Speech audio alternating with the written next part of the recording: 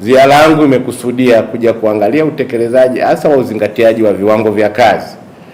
Nitoe maelekezo tena kuhakikisha waajiri wote wanazingatia masuala ya afya na usalama wa wafanyakazi kwa kuwapa vifaa vya kuwakinga na vihatarishi, na hii itaepusha sana ajali nyingi. Lengo langu, nataka hizi ajali ambazo tulizipoti kwa mwaka uliopita kanda ya Ziwa ambazo tulibaini 1289 ikiwezekana zinakuwa sifuri, kuhakikisha kwamba Watanzania, nguvu kazi ya Watanzania, na tunapoanza utekelezaji wa dira 2050 tuwe tumeilinda nguvu kazi yetu ili iweze kushiriki vema katika kuijenga nchi yao na katika kutekeleza dira ya maendeleo ya 2050. Lakini pia niwasisitize juu ya mikataba ya kazi.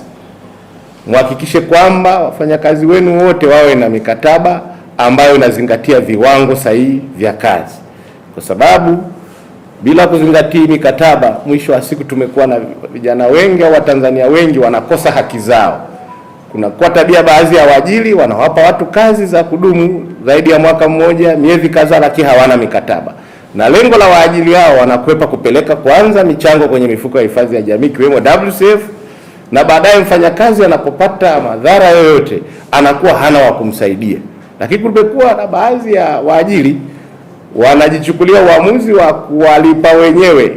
Mfanyakazi akipata ajali anasema njoni kupe fedha kidogo, usiripoti mahala popote. Naomba nitoe rai kwa waajiri wote. Kwanza, wafanyakazi wote wenye mikataba kuhakikisha kwamba waajiri wamejiunga na mfuko wa fidia kwa wafanyakazi WCF na wanapeleka michango, kwa sababu mfuko huu umeanzishwa kisheria na una zaidi ya sasa miaka 10 kwa ajili ya kuhudumia wale wafanyakazi wanaopata madhara wakiwa maeneo ya kazi. Kwa hiyo jukumu hilo la kukubaliana na mfanyakazi mnamalizana, kwanza ni kumkosea haki, ni uvunjaji wa sheria. Hakikisha kwamba kupitia chombo ambacho kimewekwa kisheria anaweza kupata haki zake na anaweza kupata mafao yake kulingana na sheria ilivyo. Kwa hili nalisisitiza kwa umuhimu wake, na tutaendelea kufanya ufuatiliaji, na kuanzia mwaka wa fedha tutakaoanza tarehe 1 mwezi wa 7 kwa mwaka wa fedha 2026/27 tutakuwa na kampeni kabambe, kwanza ya kuwatambua waajiri ambao hawataki kujisajili kwenye mifuko ya hifadhi ya jamii kwa maana ya WCF, NSSF, kupeleka michango yao. Lakini pili, kukagua uzingatiaji wa viwango vya kazi, kuhakikisha waajiri wote wanazingatia viwango vya kazi. Lakini tatu, kuhakikisha waajiri wote wanazingatia amri ya kima cha chini cha mshahara ambacho kilitangazwa mwezi Januari 2026.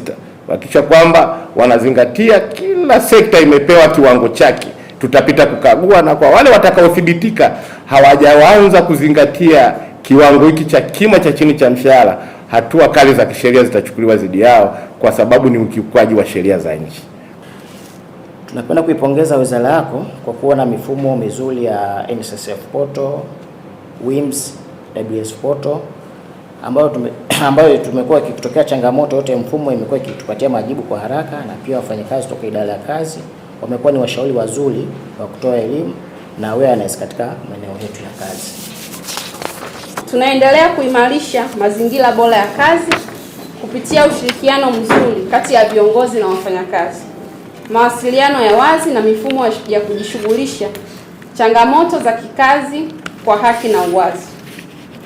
Wafanyakazi wetu wote wana mikataba ya ajira inayotambulika kisheria, mishahara yao hulipwa kwa wakati, na michango ya hifadhi za jamii pamoja na mafao mengine ya kisheria huwasilishwa kwa wakati katika taasisi husika, yani NSSF, WCF na NHIF.